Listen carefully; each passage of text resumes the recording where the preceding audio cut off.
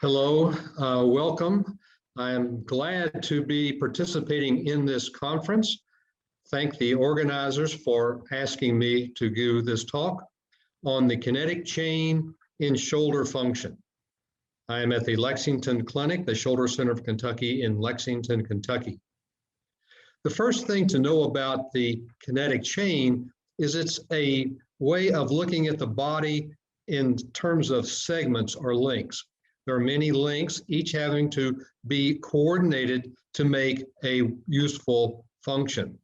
The kinetic chain is the sequencing, the coordination and activation of these body segments, and it's the mechanism by which the body develops, regulates, and transfers force, achieves a specific task, throwing, lifting, or carrying, and produces a function, throwing a ball, lifting, or carrying.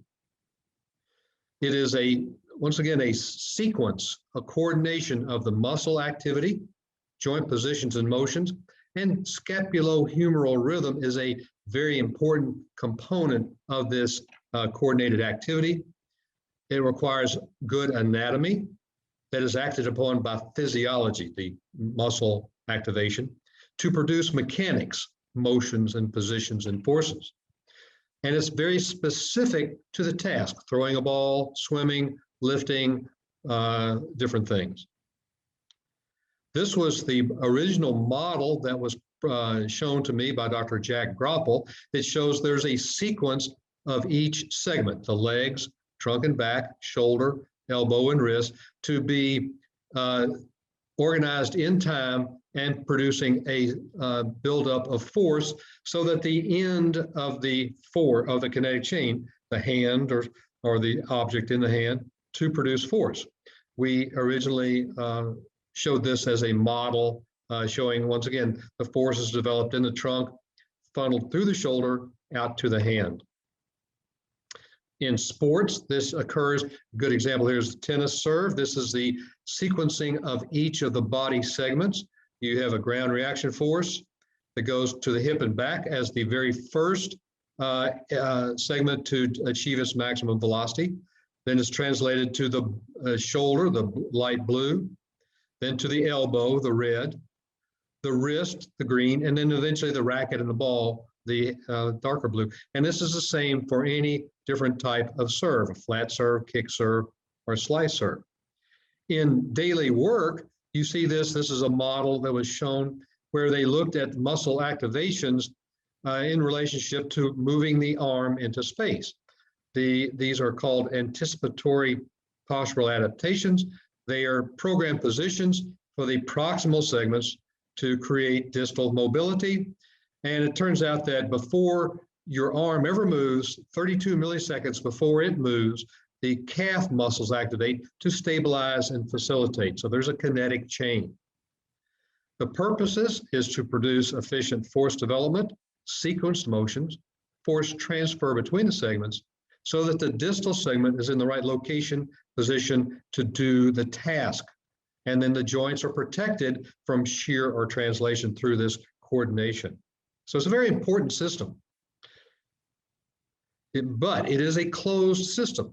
There's only the force that's produced is within the system. Therefore, if one area does not do the job well, other areas either have to produce more force or suffer the consequences to decrease the output.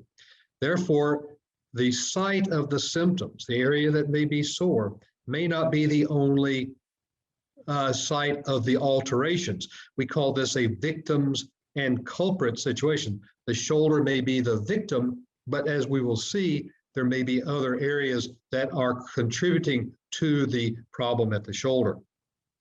So therefore, the clinical implications are that you have to know this, that multiple alterations may exist, and therefore they must be evaluated. It can come from like the hip and trunk strength or flexibility, back flexibility and strength. Certainly the scapula plays a major role in this, and we'll show you this. And then it can be locally to the injury or distant, like I said, all the way down to the foot.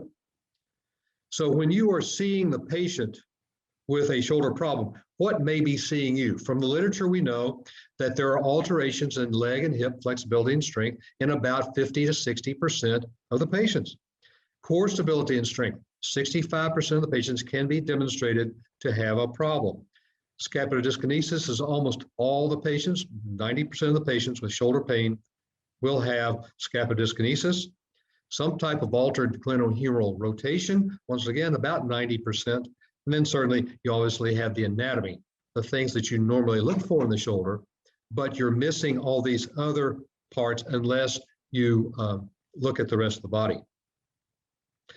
Therefore, you must have a standardized approach. Do it the same way every time. Look from the leg all the way up to the hand. You can do screening exams for the hip and trunk and scapula, and I'll show you some of those.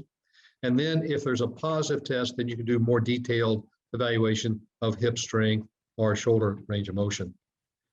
This gives you the most comprehensive amount of information to understand how to actually implement a treatment protocol. We look at this in three, what we call buckets. One of the buckets would be the hip and core. You can do different tests, leg stability series, hip rotations, etc. Do a specific evaluation for the scapula, and then the normal exam of the shoulder that you all know how to do. Hip and leg and core, you want to look at ankle range of motion. You'd be surprised how important that is. Knee range of motion, patellofemoral disease, any type of internal arrangement of the knee. Look at the quad and hamstring. They're very, very commonly tight and stiff, especially on the contralateral side to the injury. Well, I'll show you this, what we call one leg stability series, which is a good screen for hip and core strength. And then look at hip range of motion, and then do what we call a three-way core stability, because it's not just in one plane, but it's rotational planes as well. This one leg stability series is you have the patient stand on one leg. Don't give them any cue, just ask them to stand on one leg. Then you have them to do about a half squat, have them go down about 50% of the way and then back up. Once again, just tell them to do that. Look at both legs. And if they are weak, they have a positive Trendelenburg sign. This correlates with gluteus medius weakness. This is an example here.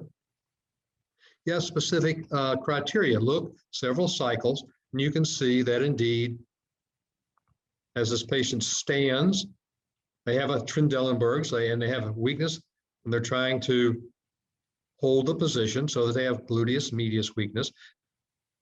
When they do a squat, you see the knee goes into valgus. They have quite a bit of loss of control, especially in rotation. This is a patient that actually has shoulder pain. And this is a very interesting finding, that this hip is this weak as they try to control their hip and core. Three-way core stability, you have them stand a little bit away from the wall, have them touch back in the sagittal plane, the frontal plane, and in a rotational transverse plane. See if they can touch the wall and come back off the wall. This once again gives you a very good screen for the hip strength.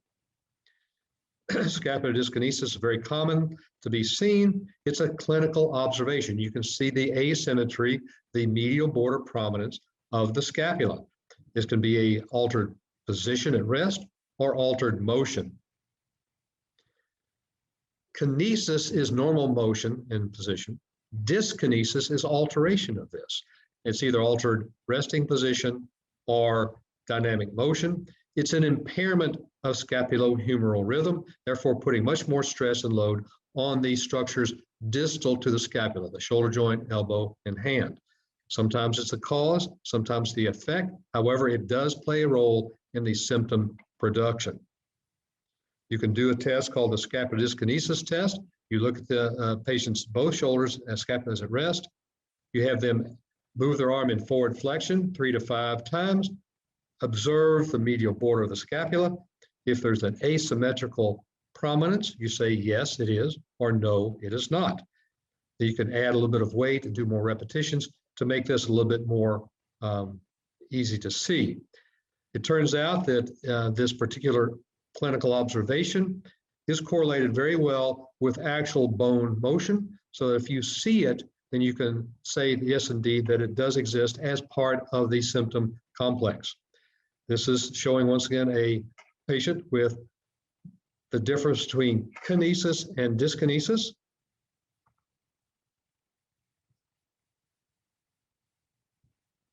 You watch as they move their arm. You see the prominence of the medial border of the scapula on the right side and a little bit of protraction.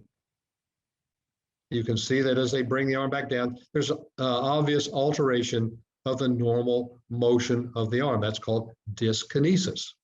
And so you need to know that, as it turns out he has impingement.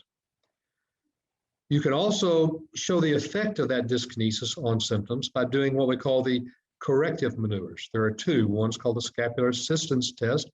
You assist the scapula in this normal motion as the arm goes into forward flexion.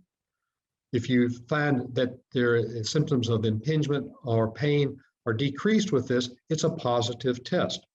Similarly, the scapular retraction test is where you stabilize the scapula in retraction and you test strength. You should improve the strength and should improve the internal impingement symptoms when you stabilize the scapula. This gives you an idea that the observed scapular dyskinesis is part of the symptom complex. I'll show you in the cases in a minute how this works. And then, of course, you do the normal shoulder joint exam that you all know how to do. Look at internal and external rotation, look at rotator cuff strength. All of these often stabilize scapula. Look for the AC joint, and then look for internal derangements inside the joint. This should be the end of the exam, not the start of the exam. The start of the exam is all the kinetic chain activity. So there's your basis. Let's talk about some cases. How does this work in your clinical practice? The first case is a 32-year-old professional tennis player ranked in the top 10 in the world. He has posterior shoulder pain. He has decreased his activities. He cannot serve the ball nearly as well. He's got a lot of pain right at ball impact and to follow through. He has noticed decreased performance. He's tried rest, physical therapy modalities, strength with no benefit. He had an MRI which suggested a SLAP injury, and he was sent for evaluation for a possible arthroscopy of the shoulder. Well, when you look at him, you find that indeed he has some findings in the joint, but he has a negative DLS test, which is a test for the labral pathology. He has normal strength in the shoulder. He has a little bit of dyskinesis, but looking at his kinetic chain exam, he's got hip rotation tightness on the left side, tightness of the iliotibial band with lateral patellar tilt in his knee, and he has no dorsiflexion in his ankle. And he says that when he tries to serve the ball, he notices pain in that left leg. So we obtain an x-ray, and he does have a large bone spur on his ankle. This is affecting his ability to flex his ankle and flex his knee, and therefore he cannot hit the tennis ball well, losing a lot of velocity. He tries to overcompensate by the shoulder and get the shoulder pain. This patient did get an arthroscopy, but is of the ankle. Getting that motion back, rehabilitating all the other findings, he went back and played several more years in the top 10. So once again, shoulder pain is caused by an ankle injury. This is a second case, is a USA football player who's been playing for 10 years with problems in his right shoulder. He has pain and weakness to any type of overhead motion. He cannot lift normally, and he has a lot of pain and soreness. He's seen many, many surgeons, and all have been told that he has some tendonitis.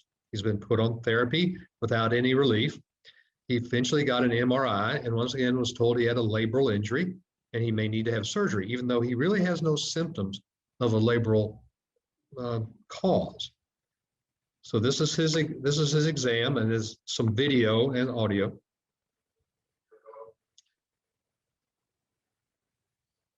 His pain is right on the front of the shoulder.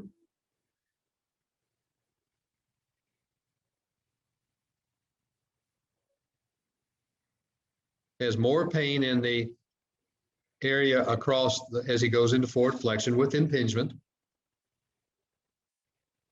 He has good rotator cuff strength, normal rotator cuff strength. The biceps strength is good, but he has pain in the biceps.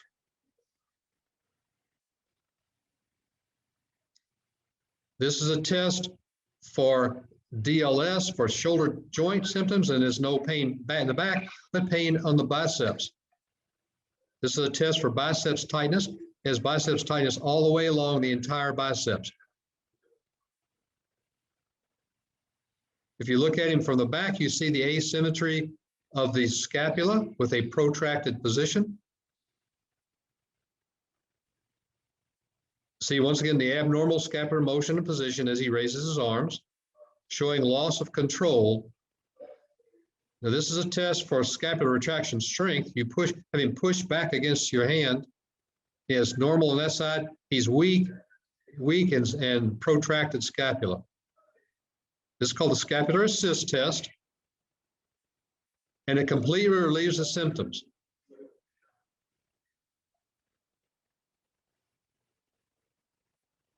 It feels normal for him to move when we get the scapula in the right position.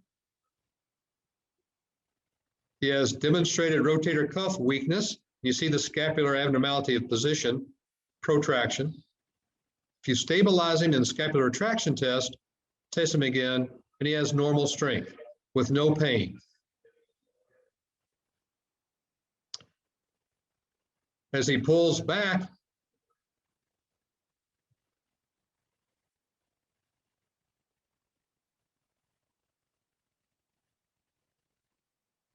he has almost complete elimination of his biceps tightness with scapular retraction. Now, if you watch, this is a professional football player.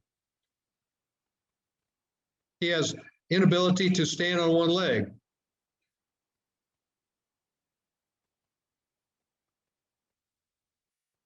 He has never had any rehabilitation directed at his hip or leg or scapula. Tighten up the hip muscles. He has much better scapular retraction control.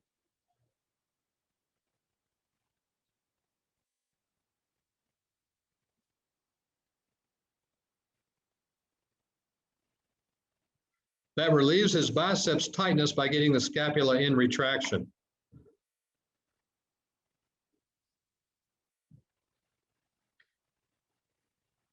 So this shows the importance of the exam. So this guy does not need any surgery. He needs a lot of rehabilitation focused on his hip and core and scapular retraction. He started doing that and he started feeling better immediately, got rid of all this pain he'd been having for 10 years. This is a third case here. This is a college tennis player with 2 years of pain, popping and catching, grinding. He has had physical therapy, once again, without any relief.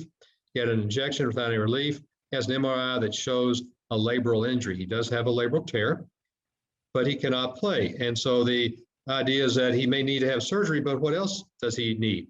Once again, one leg is not too bad, stability. He's got a little bit loss of control in the left leg. If you see his scapula, once again, there's an asymmetrical position of the scapula. If you watch his movement, once again, you see the abnormality of scapular protraction and lateral tilt, stabilizing his scapula in this position. He does the low row and he's strong on his non-dominant side, and he's weak and protracted on the dominant side with pain in the posterior aspect of the shoulder joint. See the obvious loss of control of the scapula.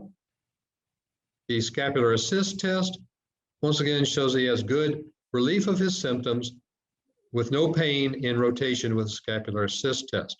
Now, this patient did require surgical treatment for his labral injury, but he needed a lot of physical therapy to do all these other get all these other alterations better before and after surgery. This is another baseball pitcher. Once again, a very good pitcher with a lot of pain in his shoulder now. He cannot do normal activities in his shoulder. He was told he had impingement, and he once again had another labral injury. You see obviously the asymmetry of the scapula with pain along the border and the scapular asymmetry. However, once again, looking at one leg stability, look at the size of this kid, yet he cannot stand on one leg. His rehabilitation program for hip and core and scapula got him better. He had no labral pathology. He went on to play a completely normal season without needing surgery. We'll take it to a worker. This is a automobile plant worker. with impingement and pain. He's had some relief of an injection. He was not getting any better. He had an MRI which showed some possible rotator cuff injury. He was told because of this, he needed a subacromial decompression and maybe rotator cuff surgery. He came for further evaluation to see if there's anything else that could be done for his situation. He once again has the pain where you'd expect it, right on the anterior acromion. He has pain once again with forward flexion, painful arc. He has no loss of internal or external rotation. There's no frozen shoulder component to this, but he has pain in this area.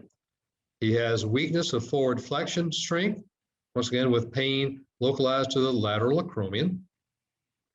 If you look from behind, once again, you'll see that he has the abnormal position at rest. It's a little bit subtle, but you can see it. But then as you go through the motions, once again, you can see the obvious asymmetry of scapular control with loss of the medial border control and medial border prominence. He has an upward rotation. You see the upper trap working extremely hard and see the asymmetry of scapular motion with his arm coming down to the side with pain on the front. Once again, if we do the scapular assist test, we show complete relief of his symptoms, has full range of motion and no pain, showing once again that the impingement is due to abnormalities of scapular position, not abnormalities of rotator cuff anatomy. Stabilizing the shoulder in retraction, once again, shows that he has normal forward flexion strength without pain, once again showing that his problem was not the rotator cuff injury, such as it was, but abnormalities of the scapular position and motion. Another case, this is getting a little bit more interesting here, but this is the clavicle fracture, mid-shaft clavicle fracture. Most people would treat this with non-operative treatment because there's no shortening. However, he's a very avid worker and cyclist. He wants to know what to do. He has pain. He was told he didn't need to have any treatment except a sling. He was not satisfied with that, so he came for further evaluation, remembering that there are a lot of deforming forces on the midshaft of the clavicle, most of them contributing to anterior rotation of the distal fragment, which means that the scapula is going to be anteriorly rotated and protracted as well. So you can use the exam of the scapula as a possible indication for whether you need to actually fix the anatomy of the clavicle so that the function of the arm will work. This is this patient. He's 2 weeks after injury. You can see, I think, on this that he has quite a bit of tilt of the scapula, and he has no pain. 2 weeks, he has no pain along the shaft of the clavicle, but he does have the drooping and protraction of the scapula and the shoulder.